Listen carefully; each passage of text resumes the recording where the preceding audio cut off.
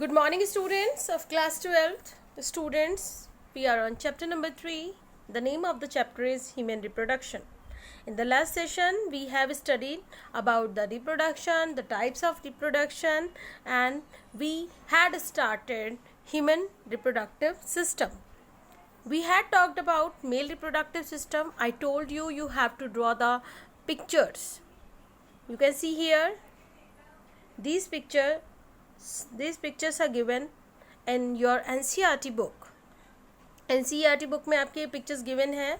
I told you have to draw into your notebooks and keep practice to draw these structures, because these structures are very very important the point of view of board exam.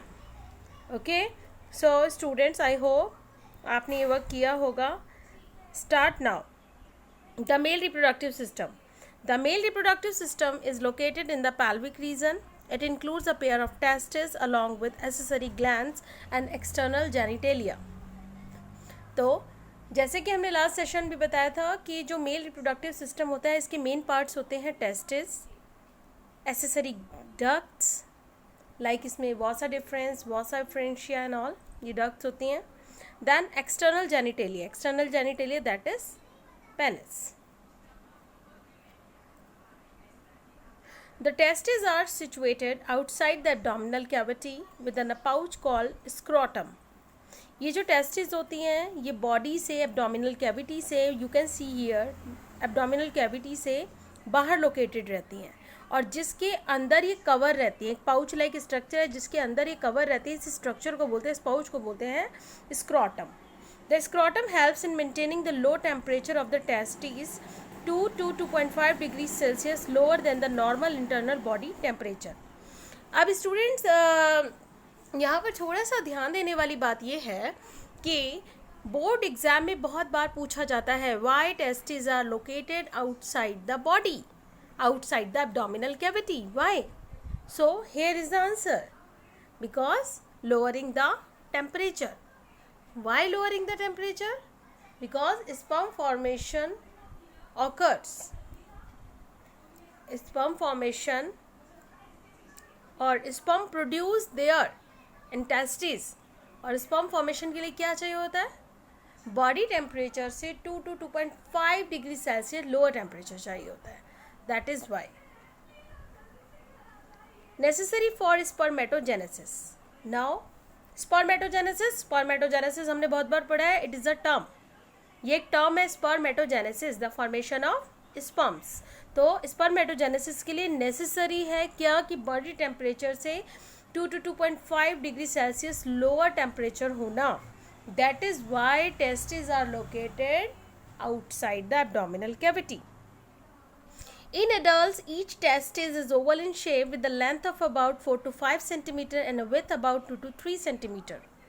The testis is covered by a dense covering. Each testis has about 250 compartments called testicular lobules. Every adult consists a pair of testes and each testis length is 4 to 5 cm and width is 2 to 3 cm. Each testis is covered by a dense covering, ठीक है, and it is located inside the scrotum. And each testis has compartments. Compartments समझते हैं ना, छोटे छोटे से compartments होते हैं like. तो compartments like structure होते हैं जिन्हें हम क्या कहते हैं? Testicular lobules. And each testicular lobules contains seminiferous tubules. Each lobule contains 1, 2, 3 highly coiled seminiferous tubules in which sperms are produced. ठीक है, तो समझ में आया कि टेस्टिस में स्पर्म का जो फॉर्मेशन है वो कहाँ पर हो रहा है? In the testicular lobules. Testicular lobules में क्या प्रेजेंट है? सेमिनिफेरस ट्यूब्यूल्स हैं जो क्या करते हैं? It helps in the formation of sperms. Each seminiferous tubule is lined on its inside by two types of cells called male germ cell and Sertoli cells. तो हर एक जो सेमिनिफेरस ट्यूब्यूल्स है वो लाइन अप रहता है male germinal cell से and Sertoli cell से. The male germ cell undergo meiotic division finally leading to sperm formation. अब ये जो मेल जर्म सेल है ये जर्मिनल सेल है. जर्मिनल सेल है तो क्या करेगी, गैमेट्स फॉर्मेशन में हेल्प करेगी. और जो जर्मिनल सेल होती है, हम आपको बहुत टाइम से बताते आ रहे हैं, जो जर्मिनल सेल होती हैं इसमें कैसा डिवीजन देखने को मिलता है, we can see meiosis, we can see meiotic division in the germinal cells. Okay, so the male germ cells form sperm while Sertoli cell provide nutrition to the sperm.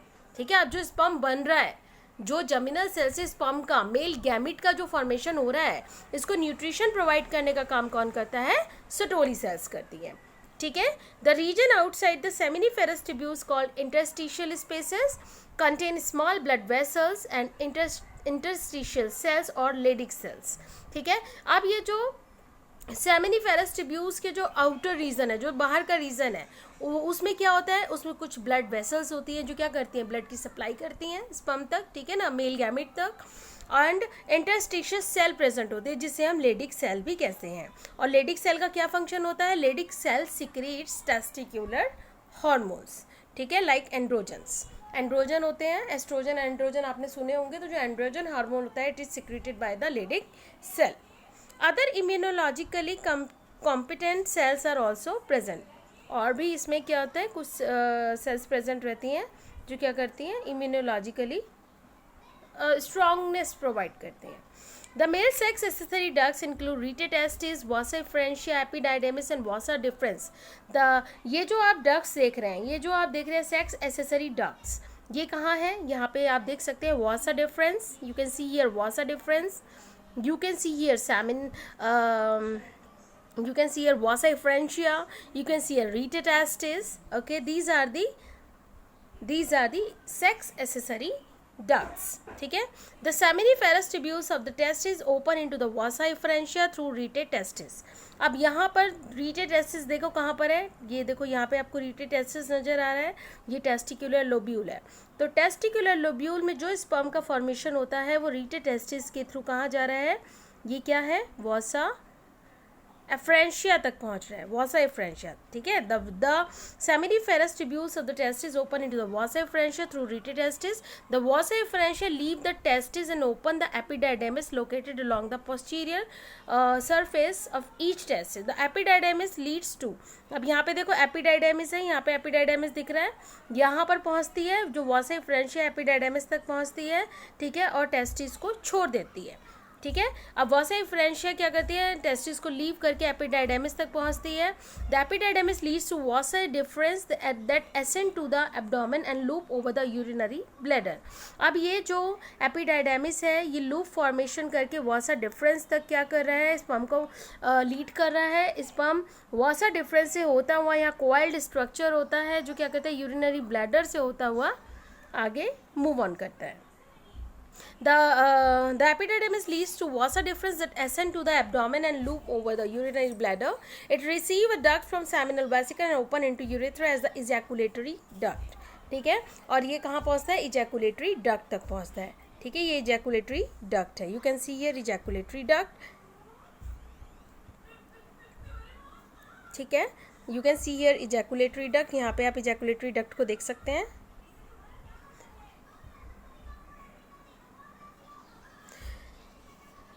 The vasa efferentia leave the testes and open the epididymis. Epididymis leads to vasa deferens. Then it ascend to the abdomen and loop over the urinary bladder and receive duct, that is ejaculatory duct. These ducts store and transport the sperm from the testes to the outside through urethra. The urethra originates from the urinary bladder and extends through the penis to its external opening called urethral meatus. ठीक है.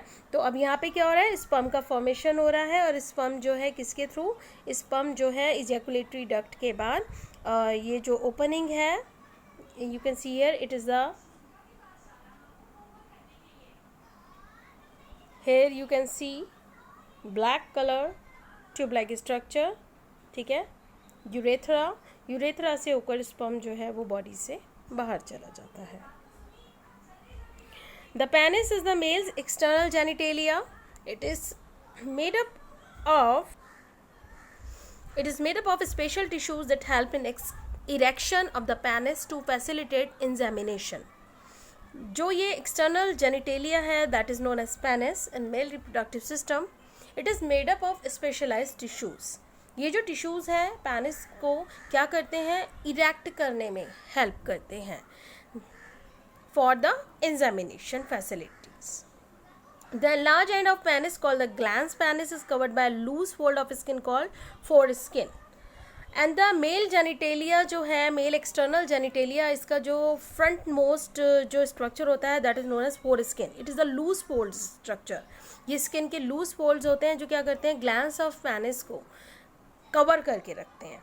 The male accessory glands include paired seminal vesicle, a prostate and a paired bulbourethral glands. Secretion of these glands constitute the seminal plasma, which is rich in fructose, calcium and certain enzymes. The secretion of bulbourethral gland also helps in the lubricant of the penis.